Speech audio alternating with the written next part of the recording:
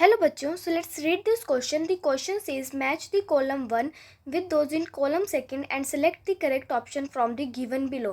इस क्वेश्चन के अंदर हमें कॉलम 1 को कॉलम 2 के साथ मैच करना है एंड ABCD में से फिर करेक्ट ऑप्शन को पिक करना है. कॉलम 1 के अंदर हमें क्या गिवन है?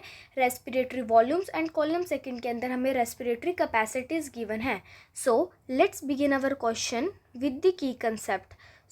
Let's begin our question with the key concept. की कंसेप्ट में हम जिस चीज़ के बारे में बात करेंगे that is about the respiratory volume and respiratory capacities के बारे में. So let's begin our discussion on this. सबसे पहले जिस रेस्पिरेटरी वॉल्यूम के बारे में हम बात करेंगे that is about the tidal volume के बारे में. टाइडल वॉल्यूम क्या है? टाइडल वॉल्यूम जो है it is the volume of air inspired और एक्सपायर्ड ड्यूरिंग नॉर्मल रेस्पिरेशन के दौरान. नॉर्मल रेस्पिरेशन के दौरान जो एयर हम इंस्पायर और एक्सपायर करते हैं that is the tidal volume. Tidal volume की जो हमारी कैपेसिटी होती है that is about 500 millilitres. Second जो वॉल्यूम के बारे में हम बात करेंगे that is the inspiratory reserve volume. Inspiratory reserve volume के बारे में. Let's discuss about the inspiratory reserve volume. जो इंस्पिरेटरी रिजर्व वॉल्यूम है it is the air that we inspire forcefully. ये वो एयर होते हैं जो हम फोर्सफुली इंस्पायर करते हैं एंड जो इसकी कैपेसिटी होती है that is about 2500 to 3000 millilitres तक होती है.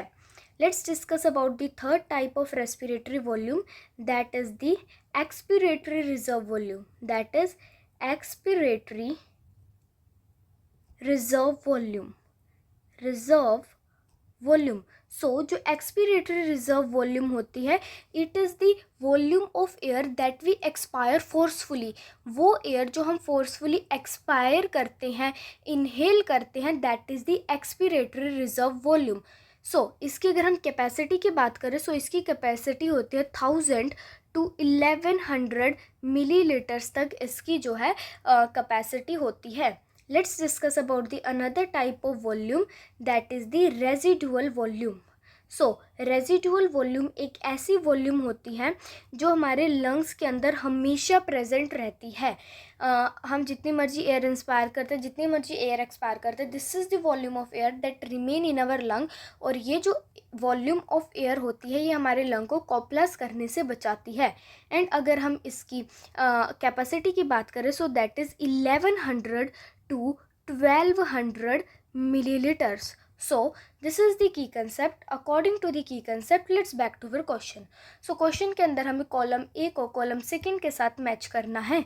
जो कॉलम ए के अंदर कॉलम 1 के अंदर जो ए है that is the tidal volume and tidal volume is the normal air that we expire और इंस्पायर जिसकी हमने कैपेसिटी पढ़ी है 5000 मिलीलीटर. इसका करेक्ट मैच हो जाएगा this one that present in the third position of the column 2. Let's see the B part of column 1 that is the inspiratory reserve volume. That is the volume of air that we forcefully inspire जिसकी capacity कितनी होती है 2500 to 3000. That is present at the first position of column 1. इसका जो correct match होगा that will be the 1. Let's see the C part. C is the expiratory reserve volume. Expiratory reserve volume is the volume of air that we expire during in a forcefully जो हम air expire करते हैं that is the expiratory reserve volume जिसकी capacity होती है 1000 to 1100 that is present at the last part. इसका correct match हो जाएगा 4th. Let's see about the last that is the residual volume. Residual volume is the air that always remain in our lung and protect our lung from being coplazing. That is उसकी capacity कितनी होती है that is 1100 to 1200 that is present at the second part. इसका correct match हो जाएगा second. This is the correct series for this matching. Let's find this matching in our option. Option A says A option A का third B second, सो B का क्या है हमारे जो हमारा की कंसेप्ट के अकॉर्डिंग है, दैट इज़ 1. सो ये ऑप्शन गलत हो जाएगा. B says A third, B1, C4, D third. So that is the most accurate match according to our key concept, and जो हमने key concept के according matching निकाली है. But before coming to the conclusion, let's see another two option as well. Option C says A1, so A का third है, so ये wrong हो जाएगा. Option D says A4, so A का हमारे पास थर्ड है, so ये भी गलत हो जाएगा. Therefore we were left with only option number B. So for this question, according to the key concept, option